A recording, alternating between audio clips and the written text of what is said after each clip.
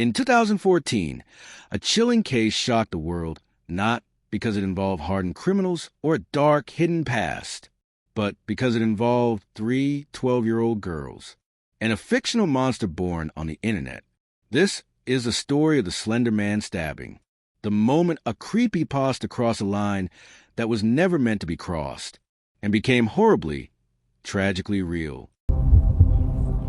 You're watching Crime Watcher, where every story hides a darker truth. Our story begins in Waukesha, Wisconsin, a quiet suburban community where nothing truly dangerous ever seemed to happen.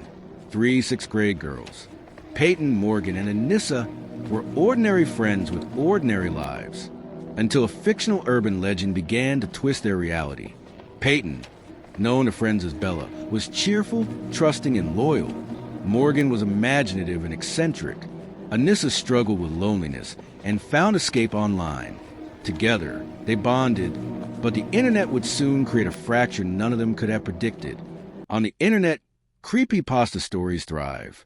Written horrors, shared for fun and scares. But for Morgan and Anissa, the stories weren't just fiction. They discovered Slenderman, a tall, faceless figure said to stalk forests, abduct children, and demand loyalty. To most, he was a meme, a monster made from Photoshop and imagination. But to two impressionable 12-year-olds, he became real. The girls became obsessed. Hours of reading, watching, believing. Slenderman was said to live in a mansion deep in the forest. And according to the creepypasta lore, if someone served him, they would gain his protection. Morgan and Anissa convinced themselves they had a mission: sacrifice someone to prove their loyalty. And the target they chose was their friend. On May 30th, 2014, the girls had a sleepover for Morgan's 12th birthday. They ate pizza, played with dolls, and stayed up late, like normal kids. But there was a plan, one that had been discussed for months. Payton had no idea.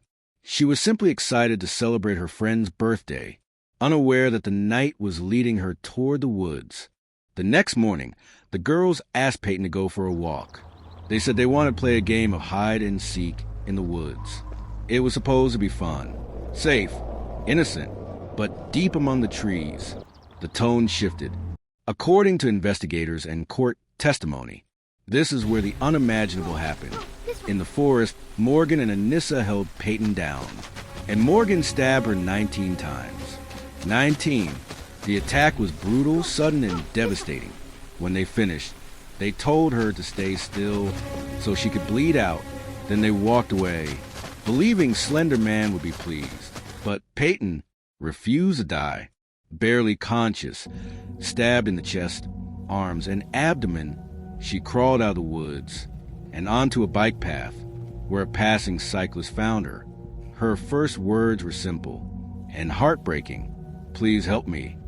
Emergency responders said her survival was nothing short of miraculous. One of the stab wounds missed her heart by a single millimeter.